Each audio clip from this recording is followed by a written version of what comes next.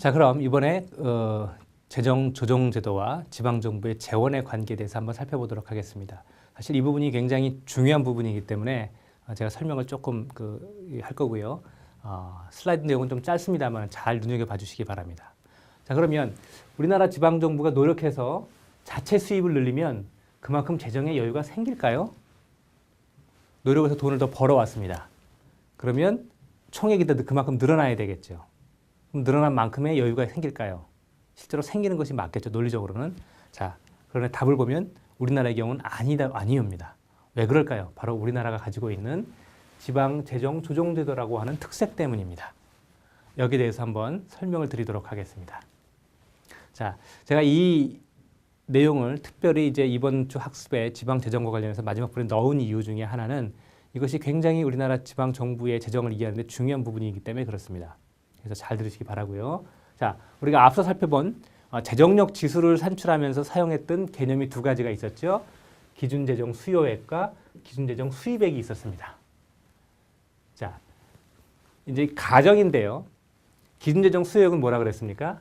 한 개별 지방 정부가 가장 기본적인 서비스를 제공하고 또 그 지방정부의 가장 기본적인 운영을 하는데 필요한 그렇게 하는데 소요되는 이 비용의 총액을 산정하는 것을 얘기합니다. 그것을 이제 100억이라고 가정을 하겠습니다. 첫 번째 상황입니다. 그런데 이 지방 정부가 지방세를 통해서 얻을 수 있는 수입이 80억이라고 한번 가정을 해봅시다. 80억인데 그러면 이제 수요액은 100억인데 80억입니다. 그러면 이제 우리가 지방 재정 조정제도에서는 모자라는 비용을 주는데 우리가 앞서 본 것처럼 이 기준 재정 수입액은 지방 정부가 걷어들일 수 있는 지방세액의 80% 정도를 계산한다고 했죠. 그러면 이 지방 정부가 80억을 걷어들인다고 가정을 할 때 기준 재정 수입액은 총 64억으로 산출이 됩니다. 그러면 중앙정부가 주는 보통 교부세액은 바로 기준재정 수요액에서 이 기준재정 수입액 64억을 그래서 주게 됩니다. 그럼 이걸 빼게 되면 얼마가 나옵니까? 36억이 나오죠. 근데 이 36억을 다 주는 게 아닙니다.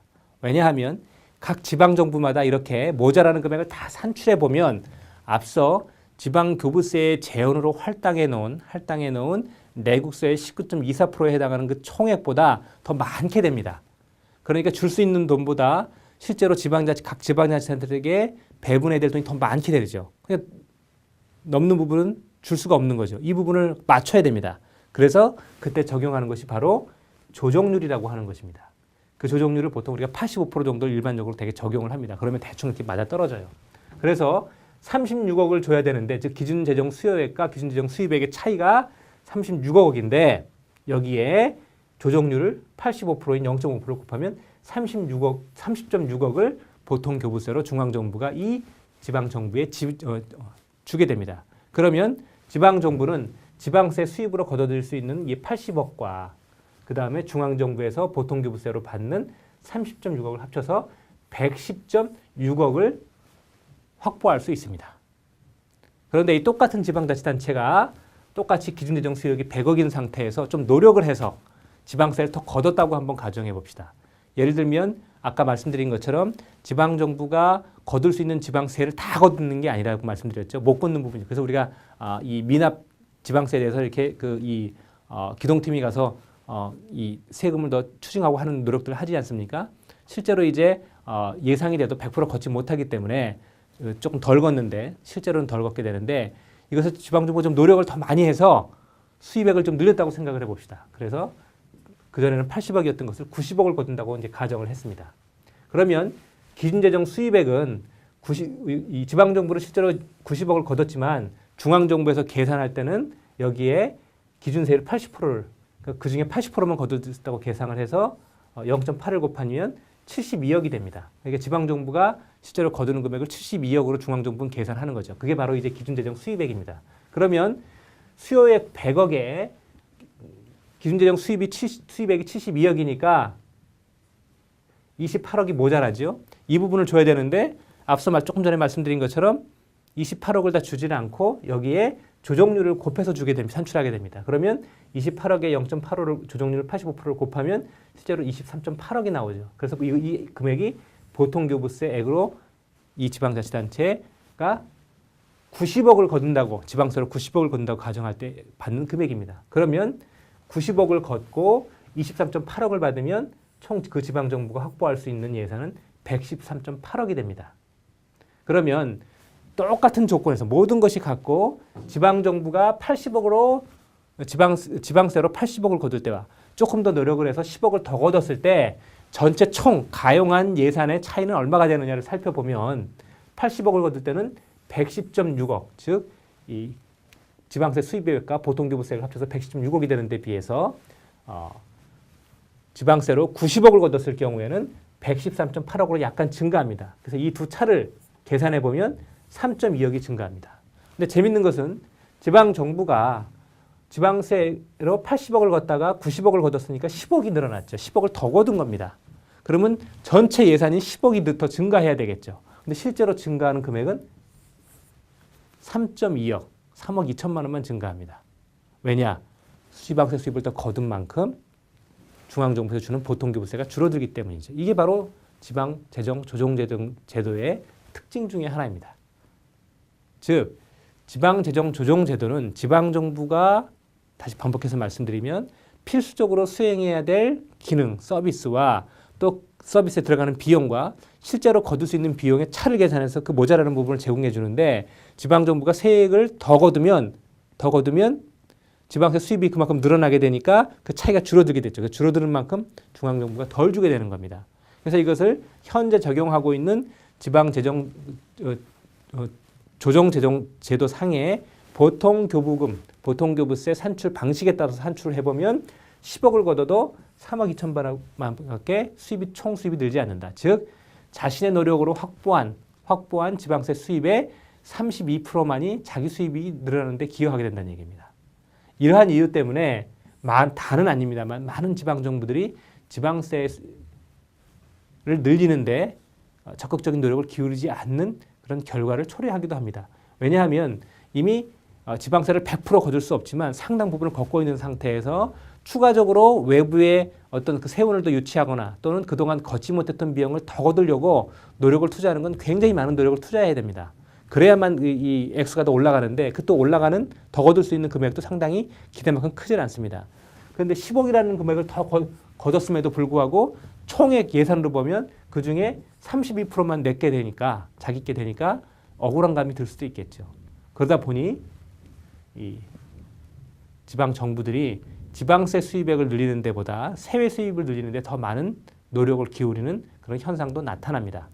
바로 이러한 현상이 지방재정조정제도가 가지고 있는 단점 중에 하나고 앞서 제가 이 지방교부세를 말씀드리면서 이 지방자치단체의 지방세 확보 노력을 상쇄시키는 그런 부정적인 측면도 있다라는 점을 말씀드렸는데 그게 바로 이러한 부분을 통해서 우리가 확인할 수 있는 내용입니다.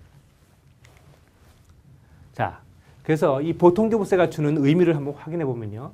보통교부세는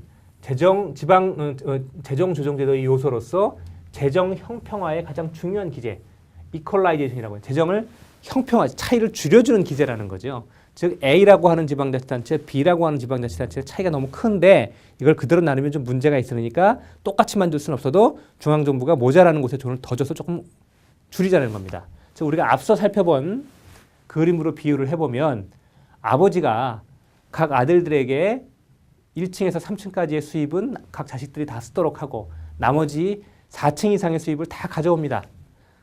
첫 번째 아들은 층수가 높으니까 굉장히 많은 수입이 들어오겠죠. 반면에 둘째 아들이나 딸이 관리하고 있는 건물은 층수가 낮기 때문에 좀 덜 들어올 겁니다.